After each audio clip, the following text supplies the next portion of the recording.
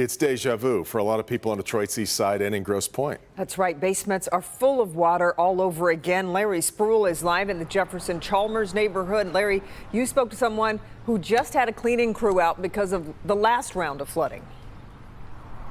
And Kimberly, he says they were there cleaning out his basement and they just left, and then an hour later the flooding started all over again. And take a look at what people here in Jefferson Chalmers are dealing with. You can see streets flooded, cars stranded, and they said they are used to the flooding in the area, but they are simply tired of dealing with it. Take a listen. It's deja vu all over again when it comes to flooding. Once again, basements are flooded.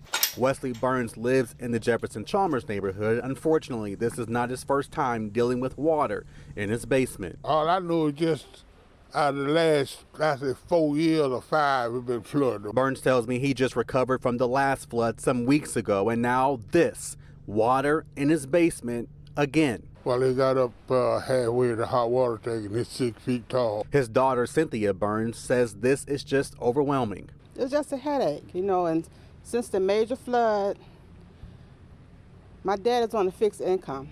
So we have to replace 2 furnaces, 1 water heater, a washer, dryer, a freezer. And they're not alone. The same in the Grosse Pointe Park area. Ron Porter hired a cleaning crew to clean out his basement from the last flood Friday morning. And then I came down in the basement about 11:30 and water was bubbling up through my drain in the laundry room. And he's begging for someone to look into this. This is a regional problem, and we need to have a regional solution to our infrastructure. And so I asked many people here in the Jefferson Chalmers neighborhood, what do they do now? Because they cleaned up last time and then it rained again today. And they simply say that they have to just clean up once again. We're live in the Jefferson Chalmers neighborhood. Larry Spruill, Local 4.